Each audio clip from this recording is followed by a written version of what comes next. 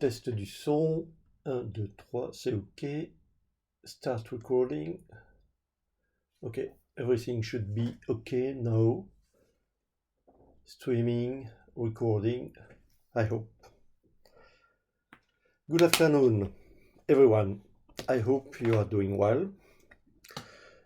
Today, after resuming the end of the last lecture, remember first the diode resistor logic gate, then an exercise on Thevenin's theorem and a diode, we will focus on a new device widely used in electronics, the operational amplifier.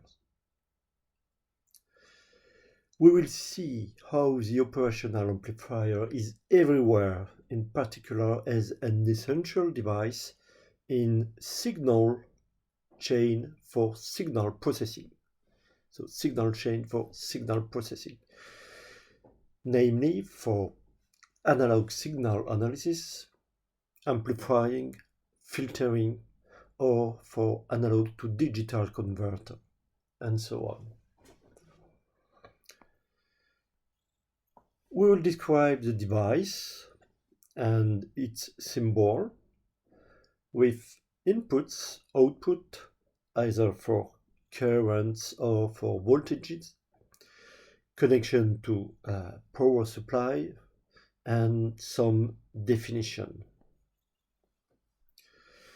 Considering an ideal operational amplifier, OpAmp for the abbreviation, we will deduce some typical values for currents, impedances, and so on.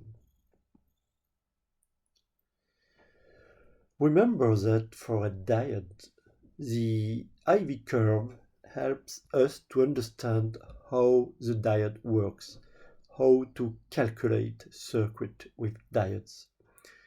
Here, the transfer voltage characteristic, or the voltage curve transfer, will help us to understand how works the operational amplifier, which will allow us to calculate the circuit having an operational amplifier. As a first application of operational amplifier, the comparator is studied. Next, we will discuss the importance of a feedback, which in case of a negative feedback will result in amplification functions for a circuit, and in case of a positive feedback will result in comparator circuit. We will demonstrate it using the Loadline analysis with the voltage curve transfer or voltage transfer curve, as we did for the diode. Finally, Millman's theorem is an easy method to calculate circuit with operational amplifier.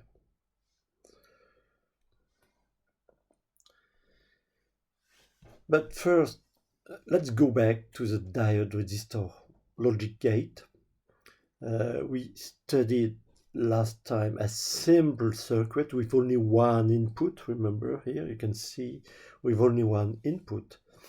Now we are looking for a two-input logic gate. So just to find the last lecture again.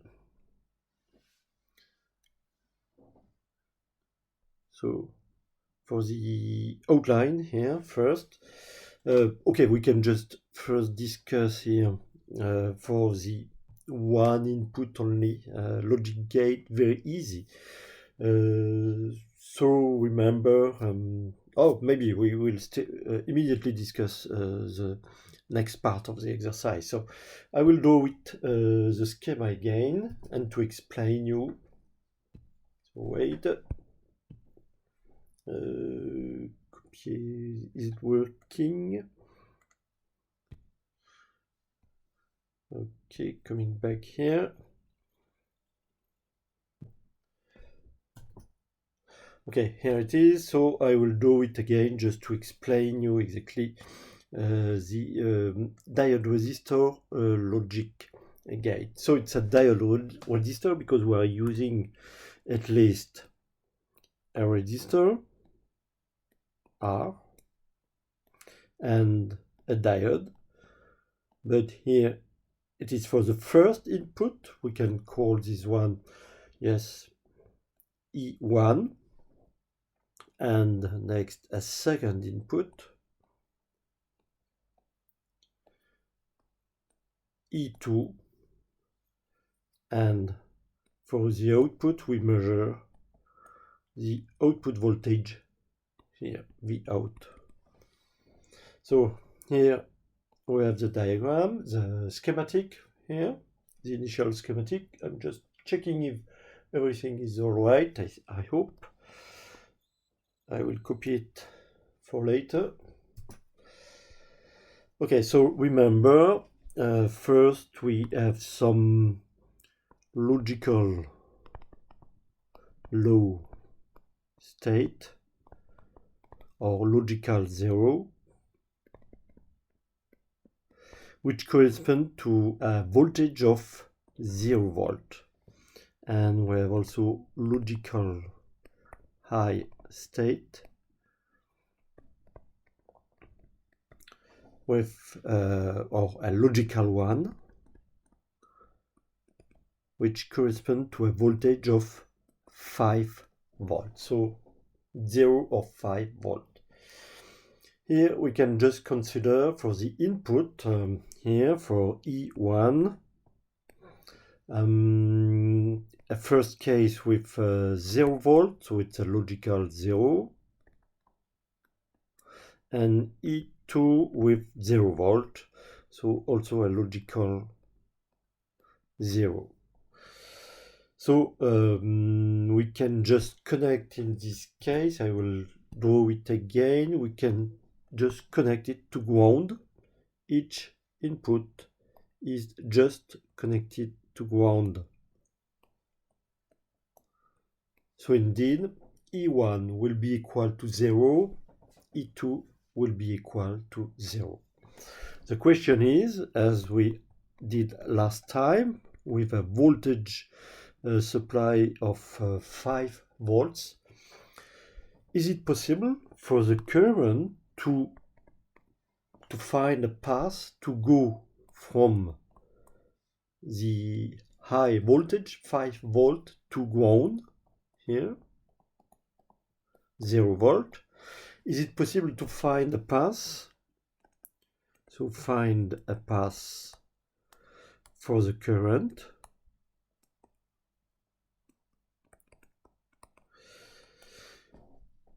Here we have the current.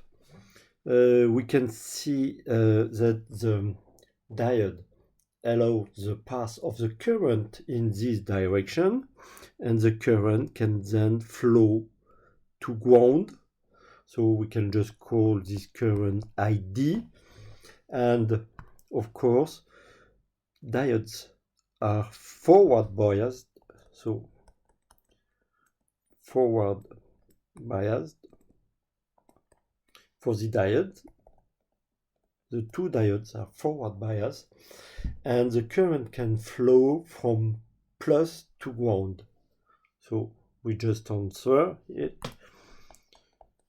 ID, the current flows from plus to ground. You know that in this case the current flow from high to low voltage, and VD can be drawn like this, with a VD equal to 0.7 volt. So remember, to understand and to try to calculate now Vout, what will be the value of Vout, I will just redraw the circuit like this. So resistor, it will be exactly the same schema, but it will be easier to understand here. So with the two inputs connected to ground. And of course, the current I will flow. Here we have first current ID, a second current ID, probably the same if we have exactly the same diodes. But it's not the purpose here now. So the current flowing from plus voltage to a low voltage, high voltage to a low voltage. So VD will be like this. Diodes are in parallel. So diodes are in parallel. And therefore the output here, we can just draw like this. The output we want to measure V out. Therefore V out is just equal to VD. So in this case, for E, the two inputs connected to ground, so it's a logical low level, we can find the current path through R and each of the diode. The current can flow from the positive voltage to ground. Diodes are indeed forward biased. I just want to know the value of V out, and I just redraw the circuit like this.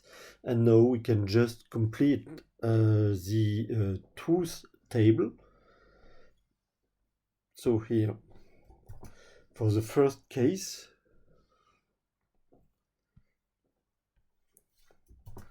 so we call this the truth. How we write the truth table? I don't remember. Truth table, like this. La table de vérité in French, the truth table. And for the first case here, we can say that we just measure a 0.7 volt, and a 0.7 volt is equal to a low logical level, so logical 0 or low state. So a logical low state. So we just know we have been able to study the first case, and the second case we are going to study now. Yes, not this one. I don't want to use this one. Okay, I just have to draw here the circuit again. So it's exactly the same as with only one input, of course, a logic gate with a diode with only one input. It's not very interesting. So we use here with two inputs. So the next case, E1 equal to 5 volt. It's a logical 1 or high state. E2 equal to 5 volt, so also a logical 1. And we can just draw this like a voltage source here with 5 volt. So 5 volt here, 5 volt here. Remember with VCC equal 5 volt. So the question is, can we find again a path for the current? So for the current to go from plus 5 volt to ground. So here, any path for the current. Here is our question. And of course, here it's like a plus, so we cannot have a current path from plus to plus. It's not possible, so no. And so no current flow, and we can say that diodes, because we have 5 volt and 5 volt, it's not possible to find such path. And so we can say diodes are reverse biased here. And so no current flow. The current here, yes, I will just change. The current here is 0. The voltage drop VR is equal to R times 0, so it's equal to 0. And therefore, what will be the value for Vout? Vout will be equal to VCC equal to 5 volt only. Because you have no current, so no voltage drop across the resistor, and of course you will find again Vout here, which will be equal to 5 volt. Maybe it's a little more difficult to understand this, but you have to think about it. And if you have any question, just ask through the forum for any question. Next,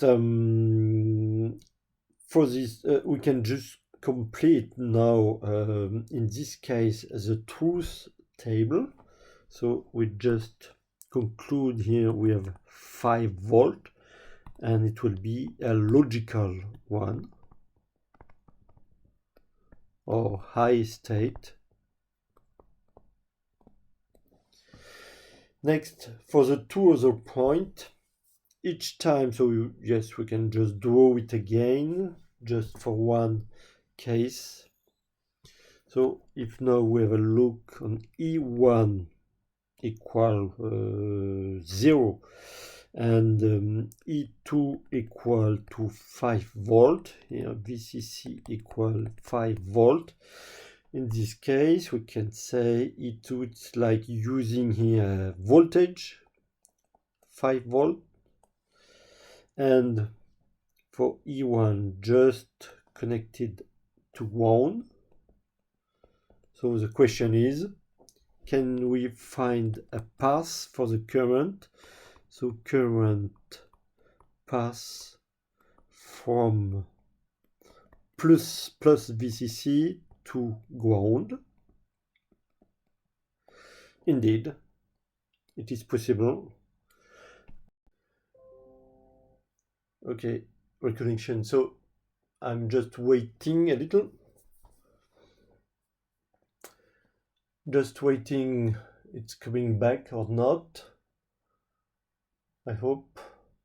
Just waiting. Stop streaming, start streaming. So I think now it's working again. Yes, I just have some connection problem. I hope streaming is working again.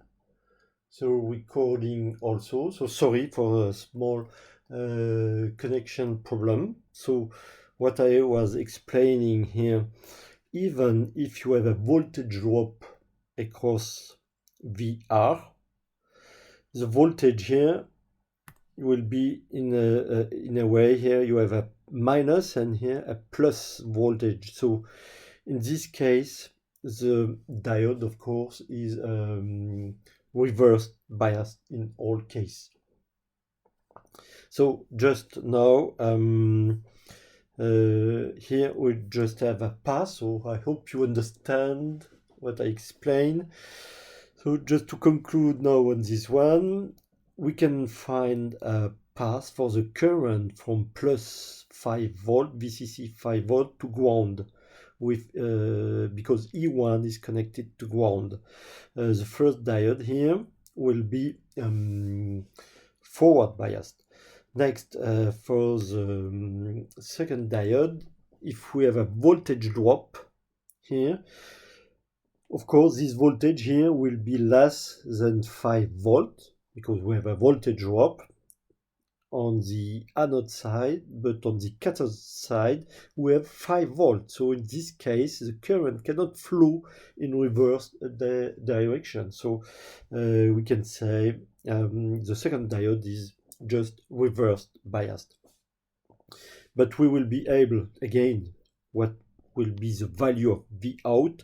Due to here the current is flowing from plus to minus, we find again here V out will be equal to VD, so 0.7 volt.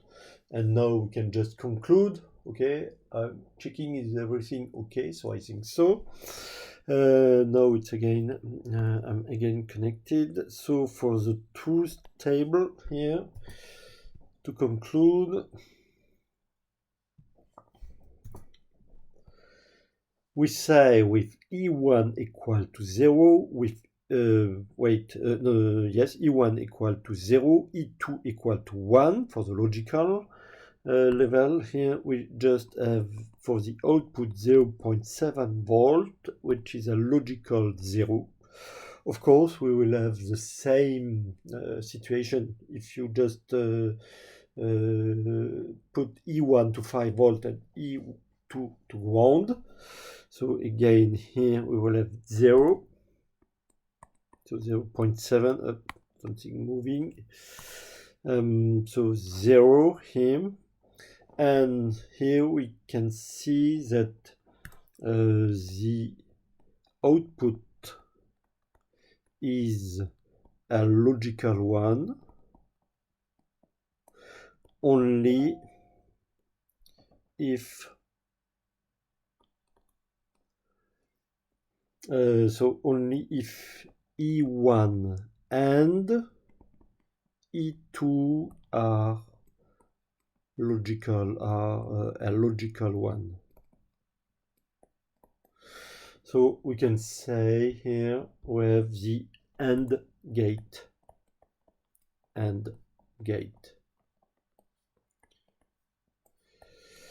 So you will be able to calculate again this one. Of course, it's an exercise from exercise number 4 for the fourth session.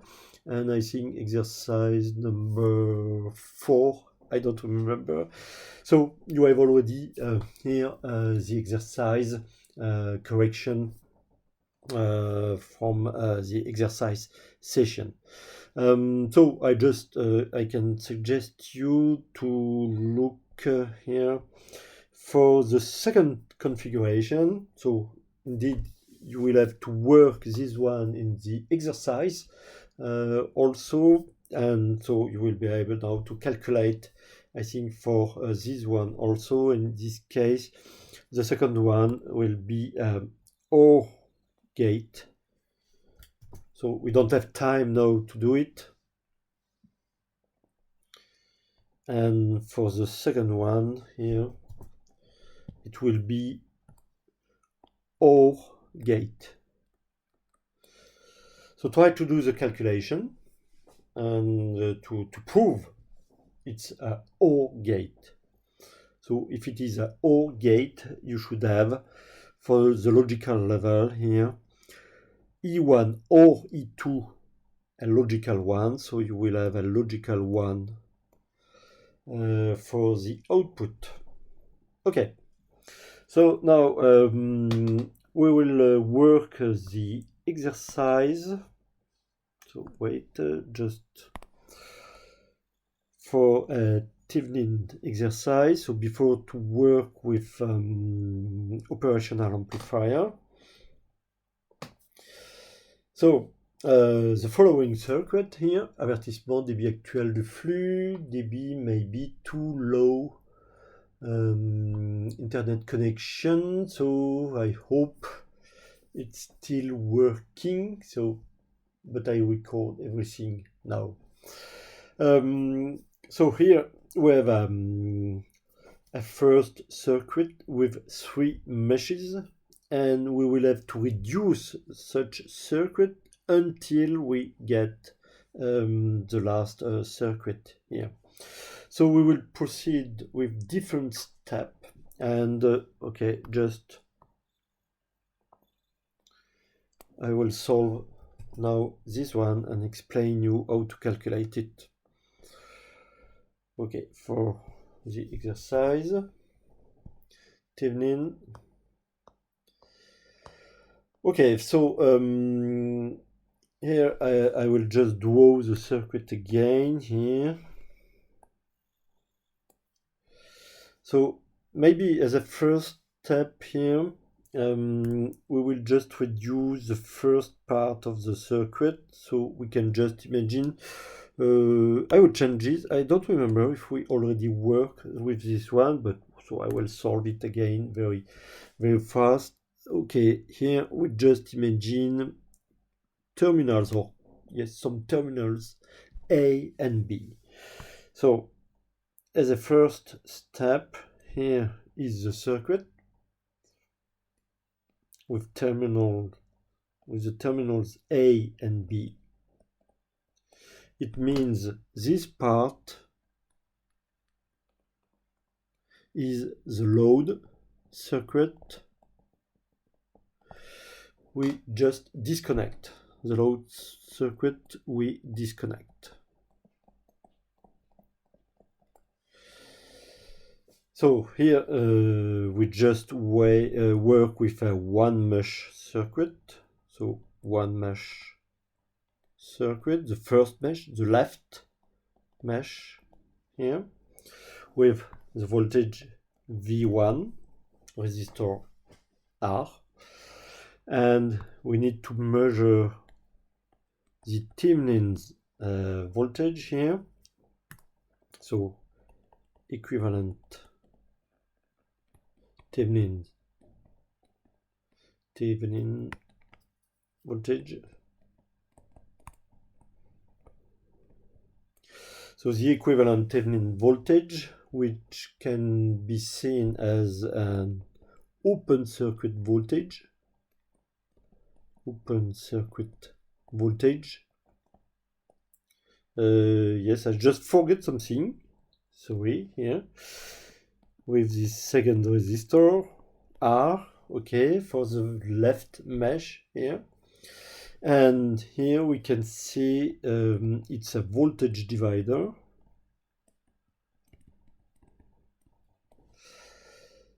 And we can just write then VTH1, so it will be the first step here. VTH1 is equal to R divided by R plus R multiplied by V1, which will be equal to V1 divided by 2. So here for the first result, so VTH1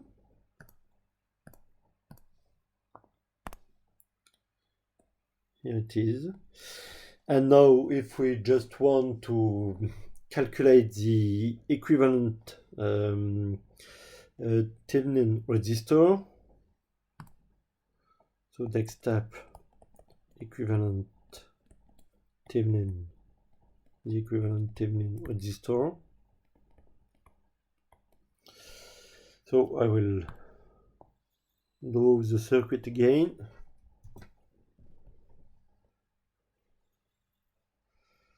And now here you just need to replace the voltage source with a short circuit. Remember, replace voltage source with a short circuit. And now we can measure the equivalent Thevenin resistor. Here you can see that, so it will be RTH1, and here are the two resistors are in parallel. Resistors are in parallel. So RTH1 is equal to R parallel R. It means it will be equal to R divided by 2. So RTH1.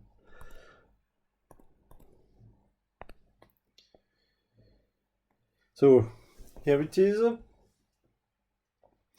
We can just calculate the value here. You will find VTH1 will be equal to 5 volt. V1 was equal to 10 volt, and each resistor is equal to 1000 ohms. So we just deduce here RTH1 equal to 500 ohms. And okay, for the numerical answer, numerical calculation.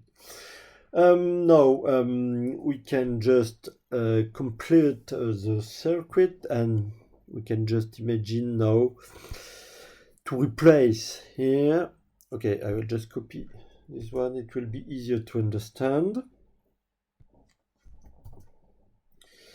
So now we just get VTH1 RTH1 with connectors A, B. So we just reconnect now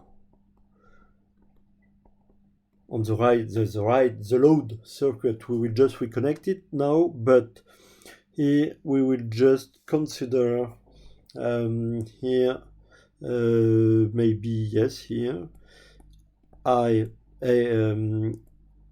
A prime and B prime here for the new connector. So we just add such circuit now. So here with V2 and a resistor R. Here connector I prime, B prime. So here we can say it's the new load circuit. Here you have a new load circuit. Here we have already the left mesh equivalent circuit. So equivalent circuit. And now we just add the middle mesh here to the circuit, and the right mesh now is removed because it's the load circuit. So here, if we just want to calculate VTH2, we need to use KVL equation. So with the KVL equation here,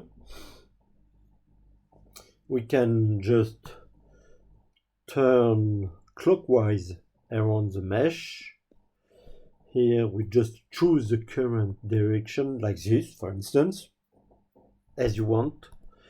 Here we just draw the different voltage drop, VRTH1, V2, and VR, which is equal to VTH2, so we just call this one VR. So we can just write now the KVL equation here with a plus sign if you are in the same direction of the clockwise turn around the mesh. So plus VTH1, but minus VRTH1 minus V2 minus VR2, which is equal to 0. With the Ohm's law, we can just write plus VTH1 minus RTH1 time I. So here we have a plus sign because the current and the voltage drop are in opposite direction. So minus V2 and minus plus R2 time I equals 0. So we just obtain here the current I, which will be equal to VTH1 minus V2 divided by RTH1 plus R. And now you can just do the numerical application. This will give you, I will not detail here, you will be able to do that, 2.67 milliamp. VTH1 equal 5 volt, V2 equal 1 volt. Just, I think, yes, maybe I just have to write the different value. Maybe I forget to put it. So V1 was equal to 10, V1 was equal to 10 volt, V2 was equal to 1 volt, and all resistor equal to 1000 ohms. So here you have everything to calculate it. And of course, now VTH2 here, we can say that VTH2 is equal to VR2, which is equal to R2 times I. And so the numerical calculation here will give you, because R equal 1000, 2.767 volts. So for VTH2. For RTH, for the equivalent resistor here, I will just copy one part of the circuit for the equivalent resistor here. Okay, you just need to replace, so we don't need this anymore. So replace all voltage source with a short circuit. Okay, each voltage source are replaced with a short circuit here. And just imagine here you just connect the ohm meter, and we can say that here the equivalent RTH2 is equal to RTH1 parallel to R. That's all. This gives you RTH2 equal, so RTH1 times R divided by RTH1 plus R. And numerical application will give you, so RTH2 will be equal to 333 ohms. So now we can just draw the whole circuit with the load resistor, the final load resistor, and the R here. So I will just copy this one. Okay, it's not finished, still some calculation to do. Oh, the circuit is missing, so wait. Oh, I can just put this one, yes. Text order, layer plan. Okay, so just try to do this like this. Okay, so now we just add again the load circuit, the final load circuit.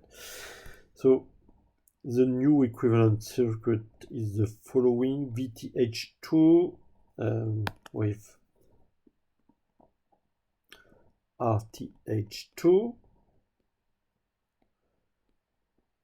connectors A prime, B prime, and we just now connect the final load circuit with RL. And so we just need to know the current here, the current in this resistor. So of course we just need to draw again. So here we just connect the load circuit again here, and of course we need to use KVL again just to calculate the current I.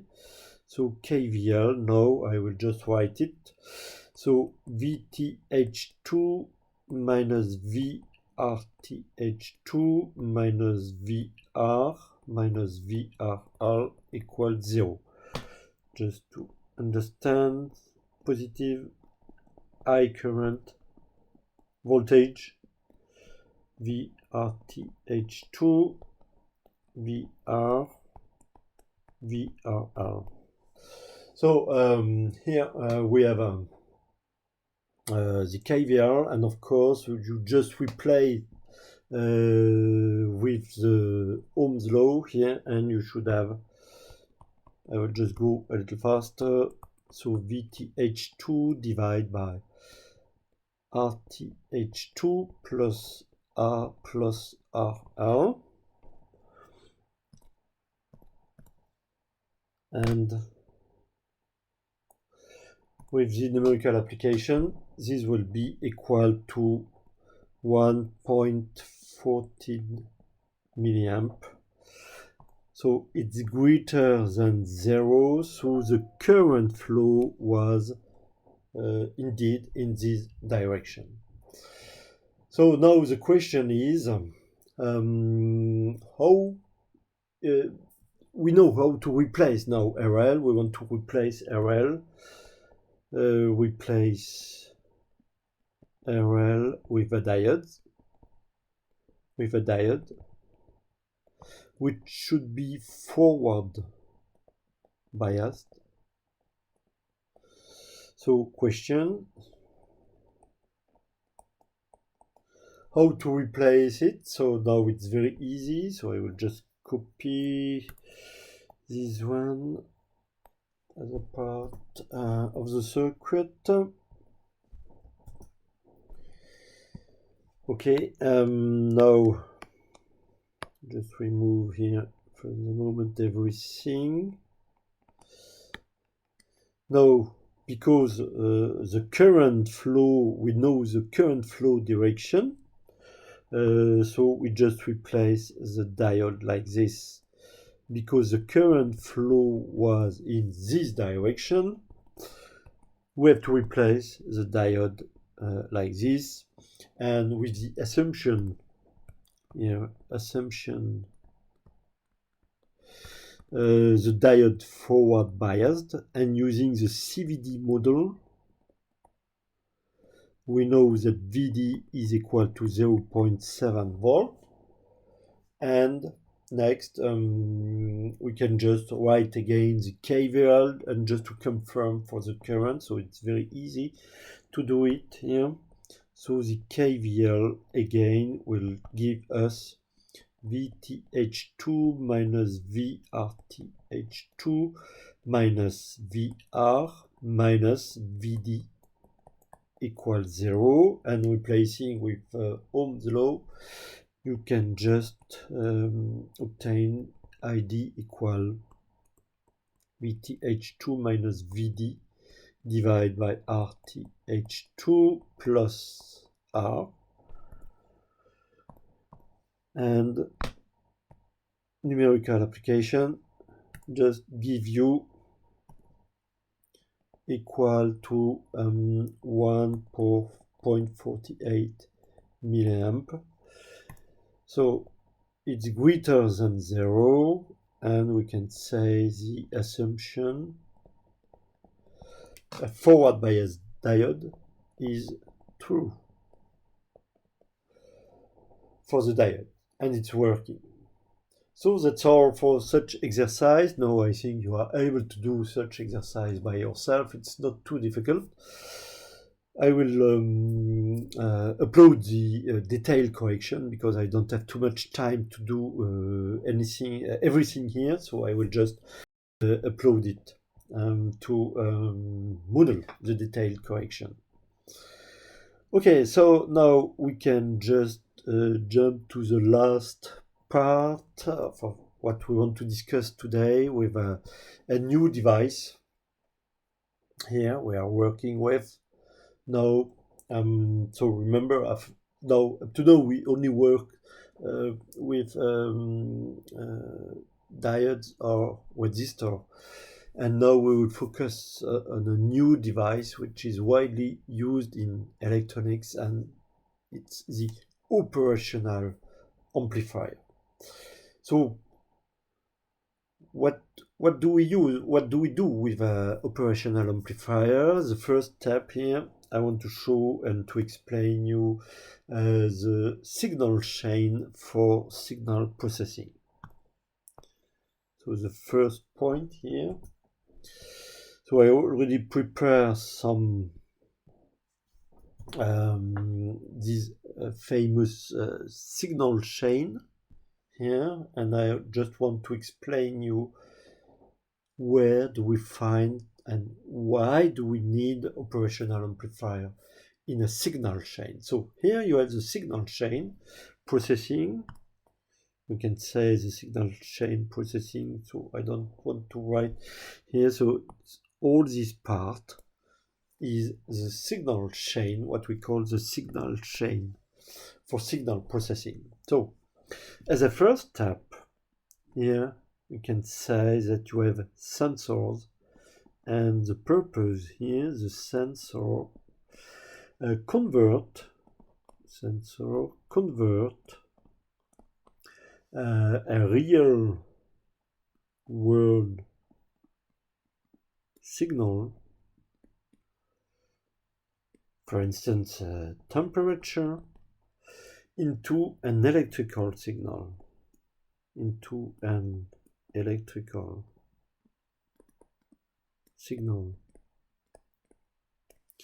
So here you have different type of sensors, and the purpose of the sensors is to convert a real-world signal and to an electrical signal. So for instance, you have some resistance temperature or detector here for the temperature. The resistor will change depending on the temperature. You can have some light dependent resistor, so the resistor will change depending on the amount of light and so on. Next, second step here. The signal is often very weak, so the signal is often very weak,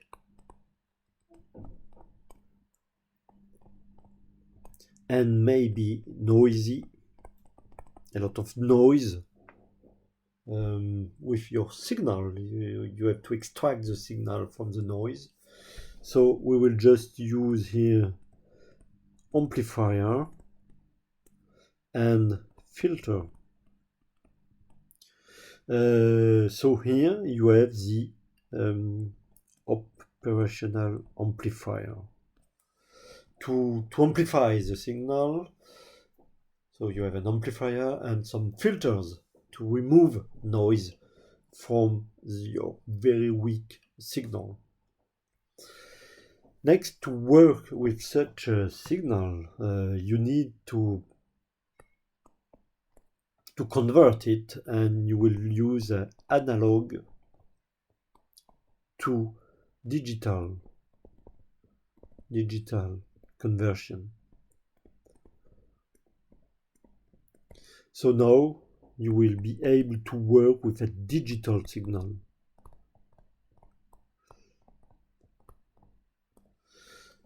At the beginning, you just have an electrical signal. At the beginning of your signal chain, you have an electrical signal, but now you have a digital signal, 0, 1, 0, 1, and so on. So of course, this will help you for data storage, if you need to store your data, maybe also to display in a graph. You will be able to display, and of course you can also work with this signal to transform it and to make some decision depending on the signal itself. And so you can integrate and process the signal. And next you will have the next step here.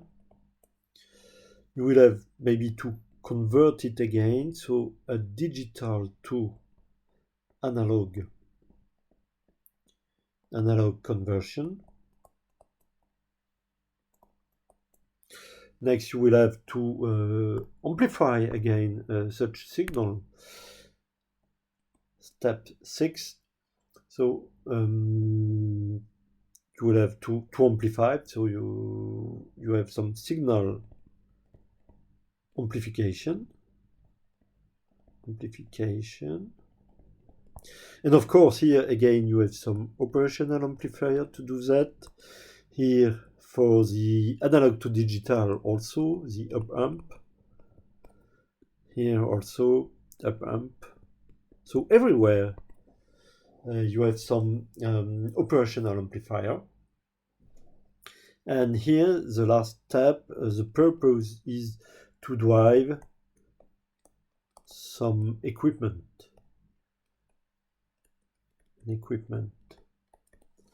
To drive some equipment. Equipment here.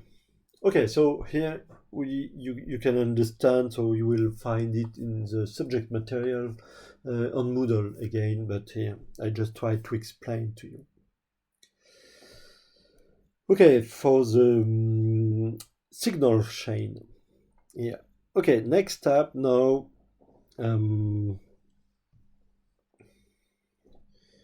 The operational amplifier itself to understand this one. So the device itself and the symbol used. So oh yes, I can copy all this. So wait, I will just copy it. So here for the next step, the operational itself. So here the device itself and the symbol we can use here.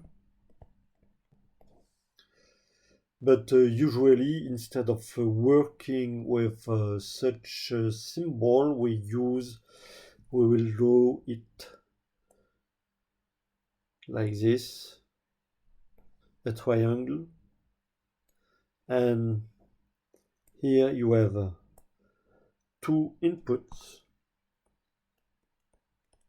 So with two inputs. The first one, which is labeled with a minus, and the other one with a plus. So here we have the inverting input, so with the minus sign, and here you have the non-inverting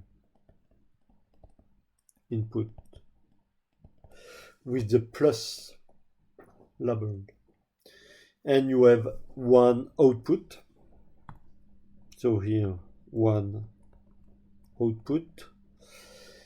So two inputs and one output, and sometimes you have also plus two terminals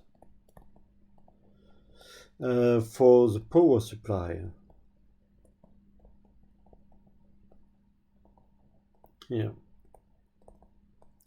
So in this case, sometimes you can find here the power supply. Here you need to connect plus 15 volt and here minus 15 volt. So here you can see on this schematic also the plus power. Here you have to connect the plus 15 volt and here the minus 15 volt.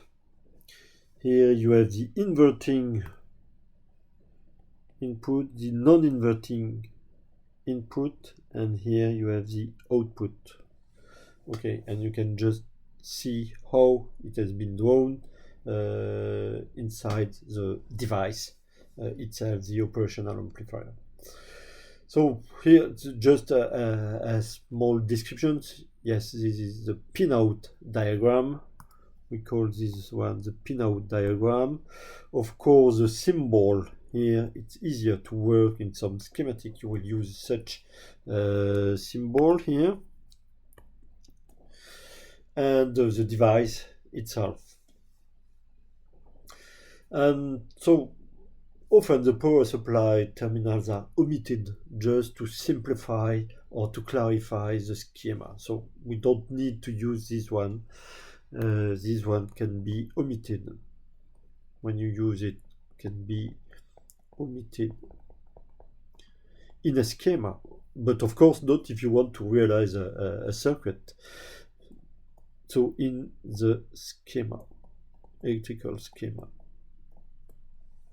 can be omitted. So also the operational amplifier, sometime you will see if I just draw the operational amplifier like this, or if I draw it like this.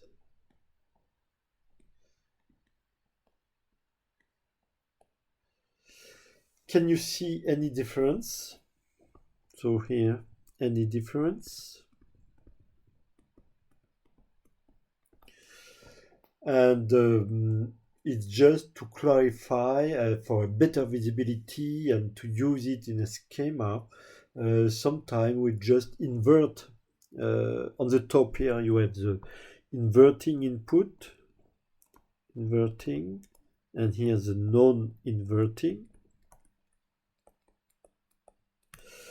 And on the next one, on the top you have the non-inverting input and the inverting input.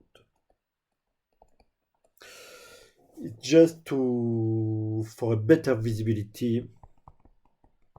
So for better visibility in a schema, electrical schematic. Okay, so don't forget, be aware of these two possibilities to draw the operational amplifier.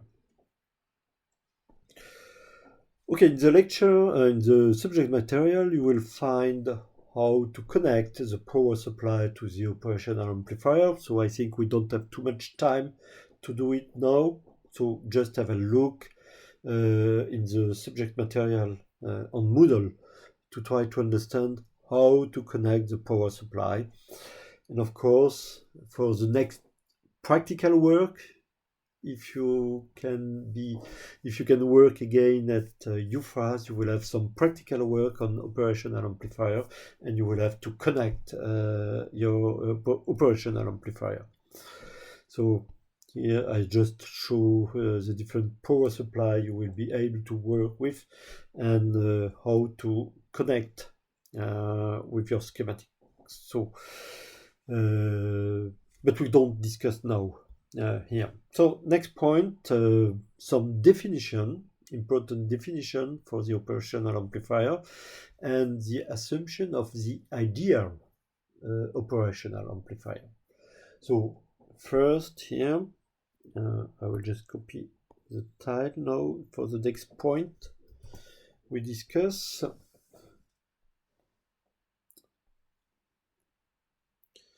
Okay.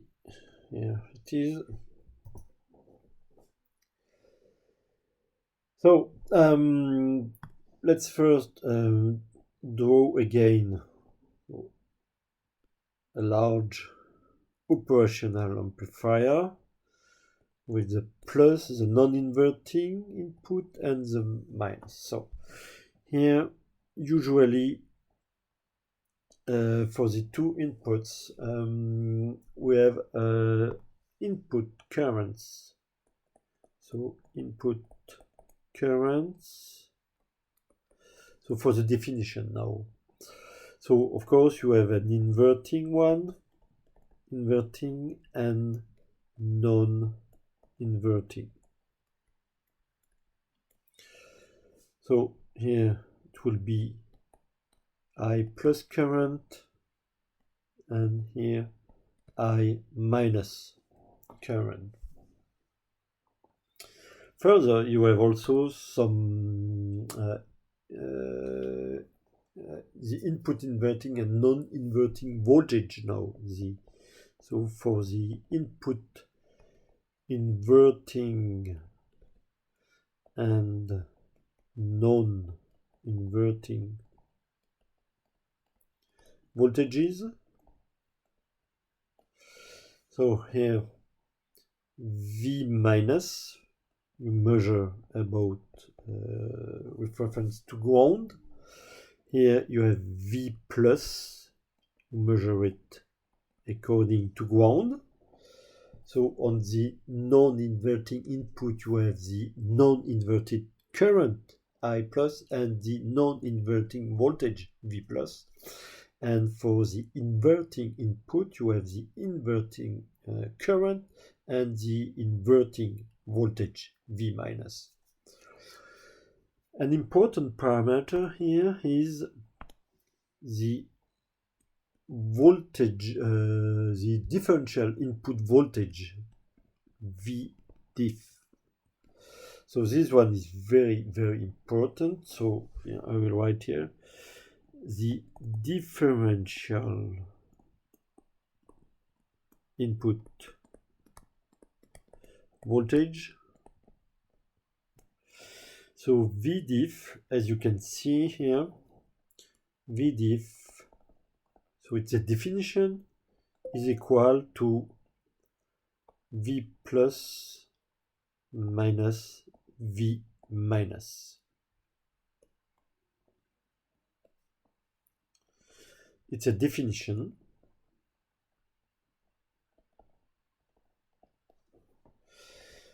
Now, here you have also the output voltage. We can call this one V out for the output voltage.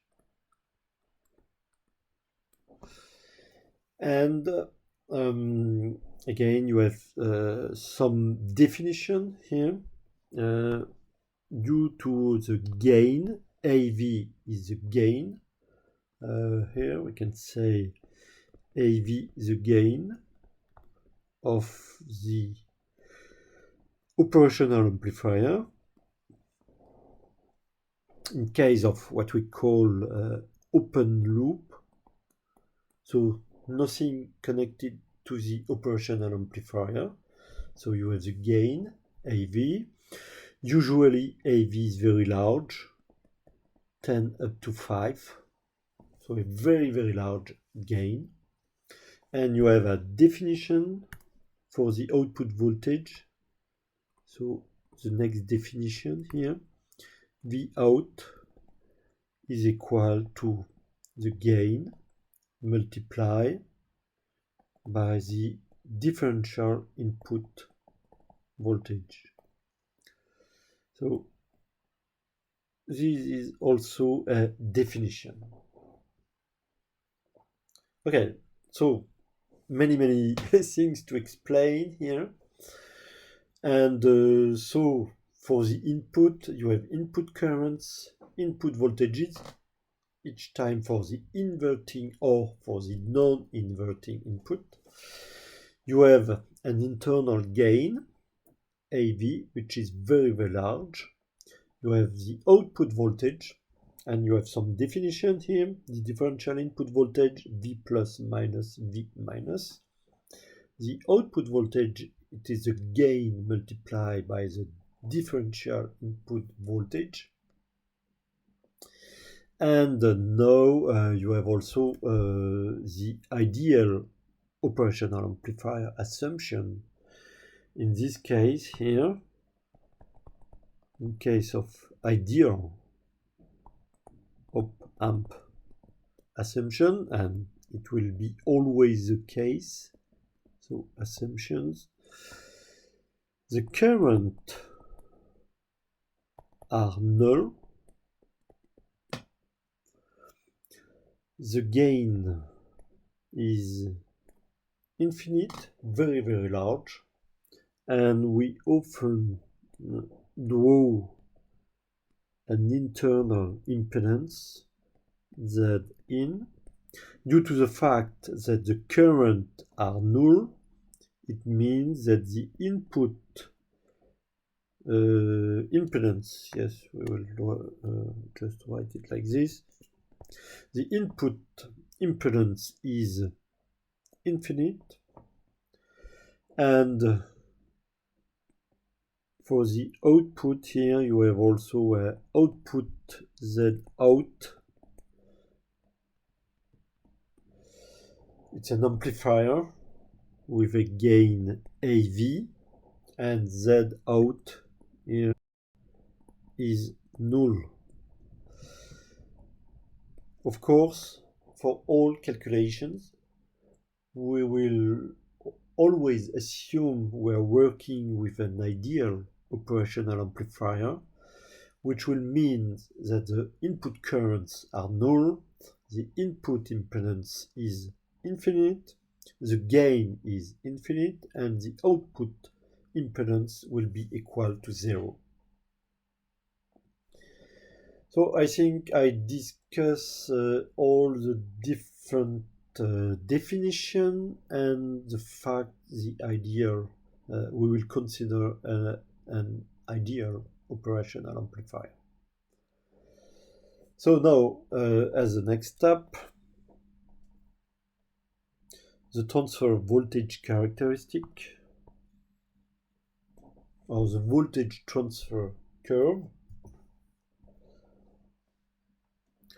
Need to check how much time, a little less than 30 minutes. I'm not sure we can discuss everything, but it doesn't matter.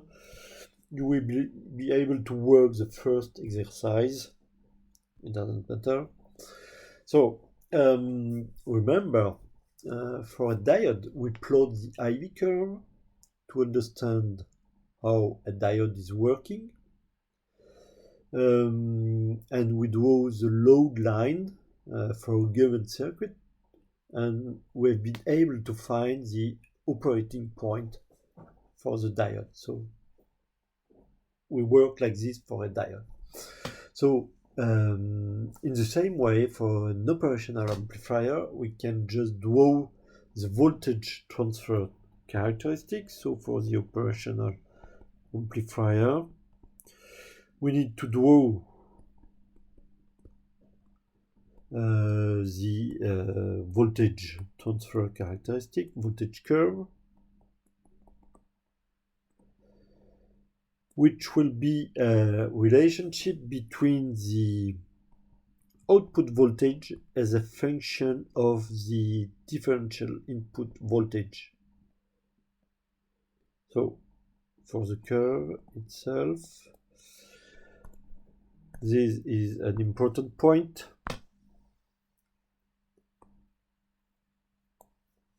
The voltage transfer curve. So it's a relationship between the Vout and the differential input voltage. And to understand the curve we are going to plot, just realize that we have a very high gain, 10 up to 5. And the operational amplifier output is easily in saturation. So we will have only two distinct regions of operation. So I can just draw here.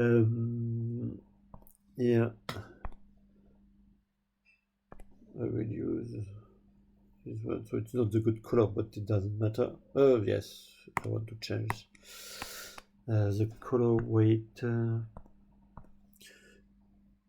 because if I'm using next as a red color, so here we just draw the Vout as a function of the differential input voltage, Vdiff, and the characteristic here will be the following. So here we can just do like this one, the first one, second one, and vertical one.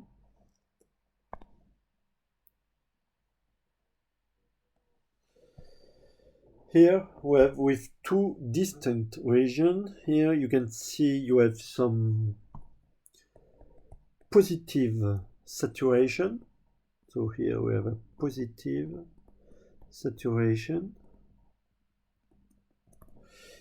Here we have a negative saturation. So negative saturation. Plus Vsat minus Vsat. So this one we can say it will be the working region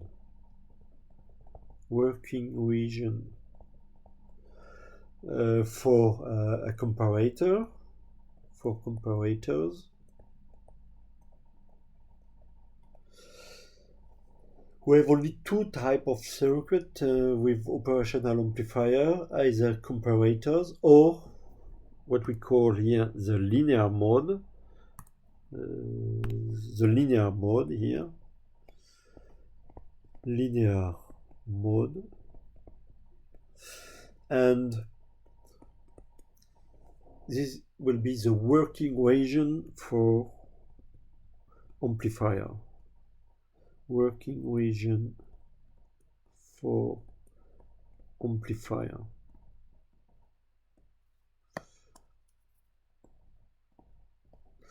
So we can say we have two operating regions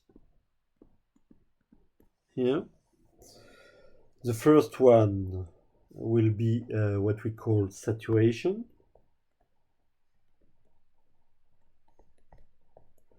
Saturation plus VSAT or minus VSAT. And the second one will be the linear mode.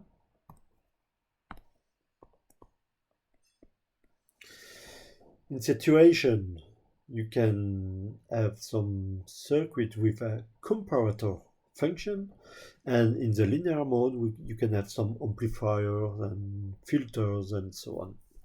So only two different types of circuit, either amplifier or comparators. Only two types of circuit. For comparators, you are working in a saturation mode. For amplifier, you are working in a linear mode. And the saturation value here, we can say that minus VSAT is approximately equal to minus VCC, which is minus 15 volt, and plus VSAT is approximately equal to the power supply, here plus 15 volts. So remember here the value of the power supply is plus 15 volt and minus 50 volt. So it's a very easy transfer curve to understand here. So because it's a voltage as a function of a voltage, we call this a transfer curve, so the voltage transfer curve, and with only two operating regions, the linear mode for amplification and the saturation mode for comparator circuit. So we will work just an exam, so we have 20 minutes. As an example here, a very simple comparator. So we will just work with the first one here. In the material subject on Moodle, you can find the second one, comparator, with a reference voltage. So here, the comparator.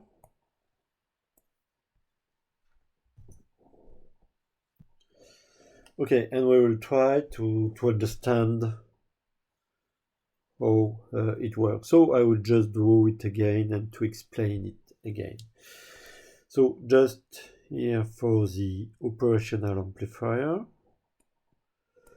the output, the out, we can measure. Here you have the non-inverting input. This one is connected to a voltage source. I will call this V in. And here you have the inverting input. So the first one, the non-inverting input, was connected to a voltage source, and the inverting input, minus sign, is connected to ground. Of course, the assumption of an ideal OpAmp means that first the current are null and the gain is infinite. So remember the operational amplifier definition. So operational amplifier definition. First, we say the differential input voltage is equal to V plus minus V minus. Here you can see that the non-inverting input is just connected to V in. So here it's V in minus V minus. You can see the inverting input is connected to ground. So it will be 0. And this will give you the differential input voltage is equal to V in.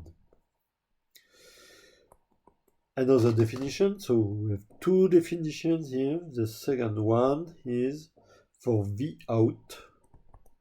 We know that V out is equal to the gain multiplied by the V differential input voltage, V diff. So this is equal to infinite time V in. So we can only predict the output here. So if V in is greater than 0, therefore V out will be equal to infinite time something which is greater than 0, and we can say it will be the plus saturation voltage, so approximately plus 15 volts. So we can only predict the output, it will be positive or negative, but always the saturation voltage. You cannot have an infinite voltage as an output. So if V in is less than 0, V out is equal to the gain, infinite gain, times something which is negative, which will give you minus V sat. So approximately minus 15 volts. That's the reason why we say it's a comparator. Here, two voltages are compared. So here, V in is compared to 0 because it was the inverting input was connected to 0, to the ground, and so a positive saturation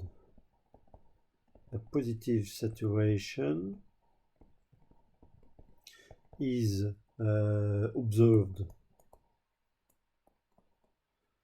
if V in is greater than 0, and inversely a negative saturation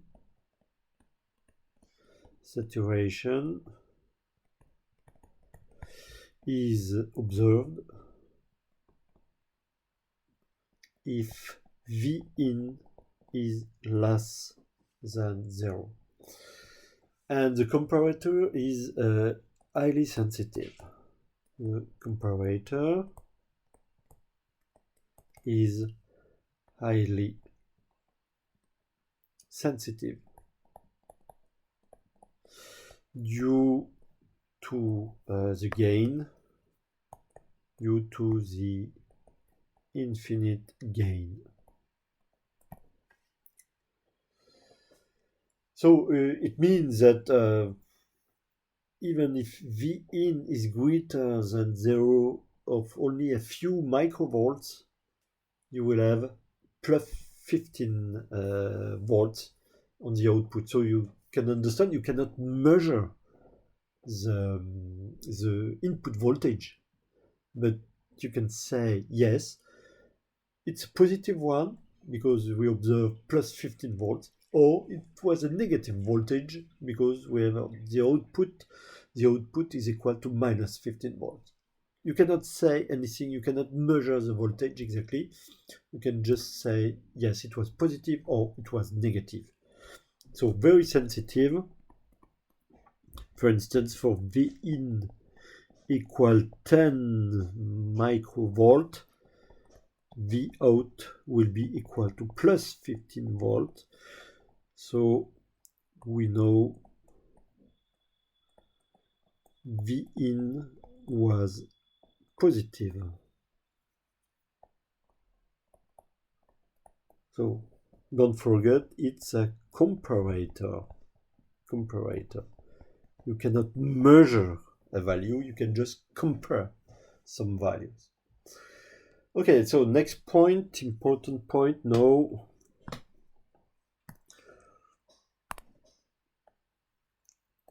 No, it's not the good color. Okay, yes. Next point. So the non-inverting amplifier with a negative feedback. So now the feedback itself is very important to calculate some circuit with operational amplifier. Okay, I will just do it again to explain the circuit. So, of course, always the assumption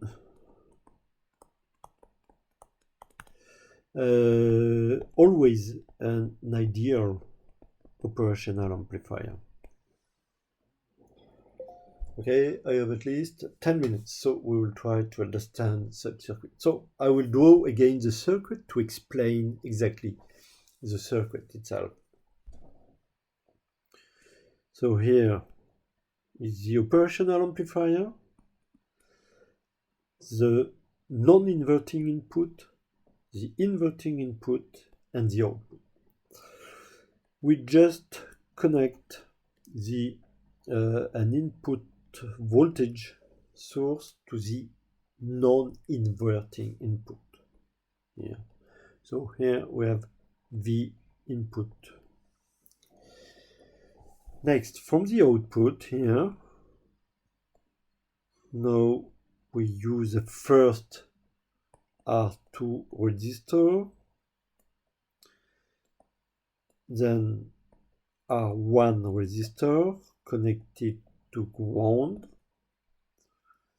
and here we also connect it to the inverting input.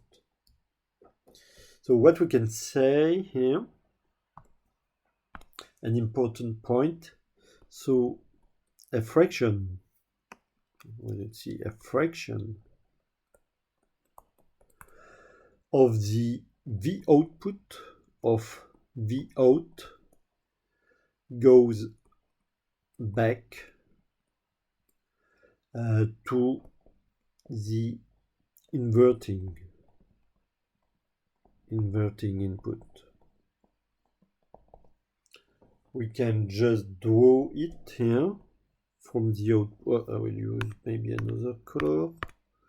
Wait, in red. So you can just, I can just draw here that a portion of the, a fraction, so V out, a fraction of the output voltage is coming back to the inverting input. We call this a negative feedback. So this is very important. It's a negative feedback. So very important, this a negative feedback. Now we need to know the V minus voltage compared to the ground, and here the V plus voltage compared to the ground. Because remember, the differential input voltage here, differential input voltage here is equal to V plus minus V minus. It's a definition. It's a definition. Remember that for the ideal operational amplifier, I plus and I minus are null. So we have no current here. Here, what you can see here is that R1, R2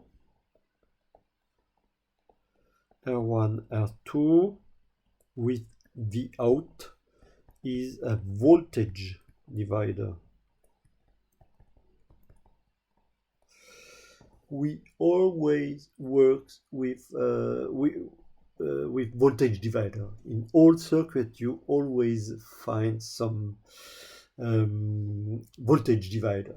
So here we can say that therefore V minus is equal to, so remember on the numerator, the resistor across which you measure the voltage.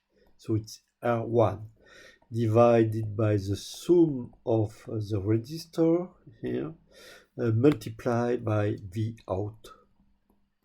So here we have already V minus.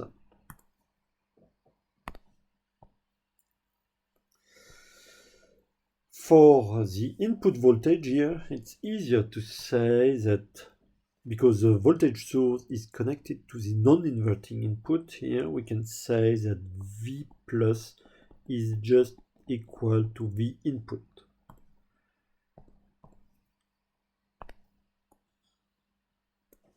Okay, so we already calculate V plus, V minus with the voltage divider, and using the definition here, we know that from the definition here, we can just write again. So the V differential input voltage is equal to V plus, which is V in, minus V minus, which is equal to R1 divided by R1 plus R2 V out. We can just rearrange these equations and we get V out is equal to R1 plus R2 divided by R1 V input minus R1 plus R2 divided by R1 V diff. We just rearrange, but you can see here you have V out as a function of V diff. So this is very important now. The equation we just obtained. Remember, V out, so we can just draw it like this. So V out is the function of the differential input voltage. We call this one the voltage transfer curve. As we plot in this V out V diff plane, we already draw the voltage and this equation here. So this equation here is the load line. It's a straight line first. It's a straight line, which is what we can call the load line. for the load line analysis. Remember, we did it for the diode. Here we have a negative sign, which means a negative slope, here. And so we can just do in the voltage transfer curve. I will just copy, or yes, I can do it again. It will be easier. So, and we will just finish now this part and the lecture today. So let me just finish now. So remember, here's the voltage transfer curve in the V out VDIF plan. Now we can just draw the load line, and here the load line here is so I will draw it like this for the load line.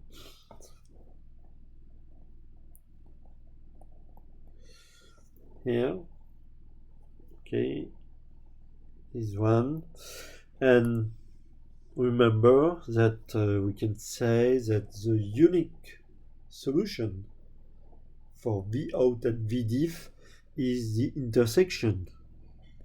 So intersection. So you can notice here we have a negative slope, negative slope.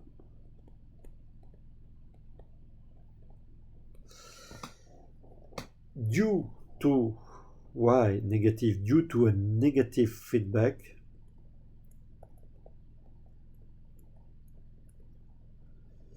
And in this case, we have only one operating point. So this will be the operating point.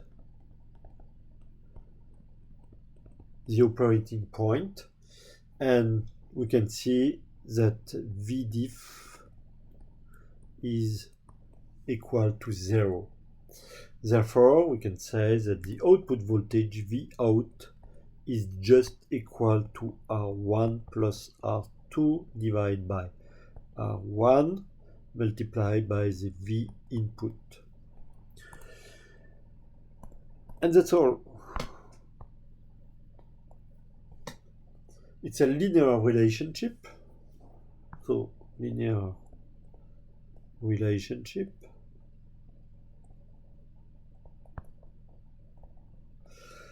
And as a conclusion, and the operation, and don't forget the operation amplifier also is working in a linear mode. You can see because we are on the vertical part of the transfer curve.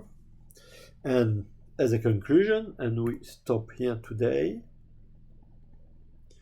as a conclusion, here we can say, now each time you observe a negative feedback, so for a negative feedback, the operational amplifier operates in linear mode, and the differential input voltage is equal to 0. Because, don't forget, it was an ideal operational amplifier. So this is the very important conclusion here.